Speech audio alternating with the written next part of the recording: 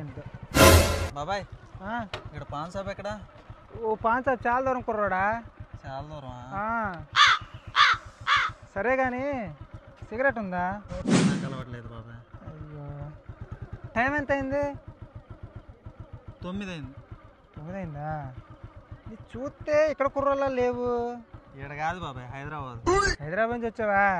మా ఊరు చూసావు మరి మొత్తం? మొత్తం చూసా కానీ ఏంటో అర్థం కాలేదు బాబాయ్. ఏది ఎక్కడ? అది కాదు అది.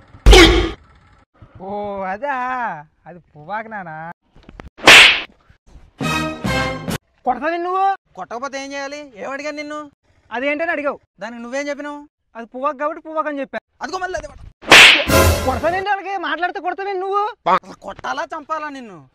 అసలు నువ్వేమడిగావురా నన్ను ఫస్ట్? బాబు సిగరెట్ ఉందా అని అడిగాను.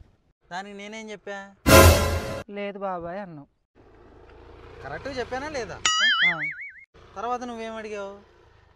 బాబు టైం ఎంత అయింది అని అడిగాను. దానికి నేనేం చెప్పా? 9 అయింది అన్నావు. కరెక్ట్గా చెప్పానా లేదా? మంచి చెప్పు. తర్వాత నేను నిన్నేమడిగా?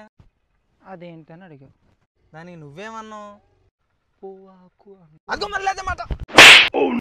కొట్టడం ఏంటి అసలుకి? వాళ్ళు ఎందుకు కొడుతున్నాను చెప్పు. దేనికి కొడుతున్నాను? ఏడవ కాకు. అదేంట్రా అది? మిరపకాయ. మరి అదేంట్రా? రేక్కాయ. మరి దీన్ని మిరపాకు, దాన్ని రేగాకు అని ఎందుకు అంటలేదురా? ఎందుకంటే అవి కాయలు కాబట్టి అంటలేదు. అట్లే అది పువ్వు అయితే పువ్వు అని, ఆకైతే ఆకని ఏదో ఒకటి చెప్పాలి. మరి నువ్వు రెండు కలిపి పువ్వాకు అంటావేంట్రా?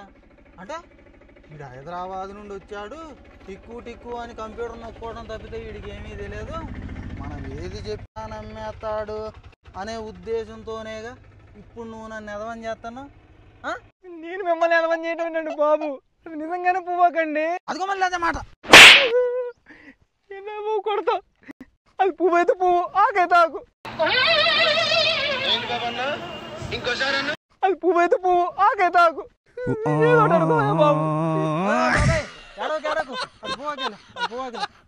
అది పువ్వాకు, ఇది రేగాకు, ఇది మిరపాకు, అన్నీ ఆకులేలే.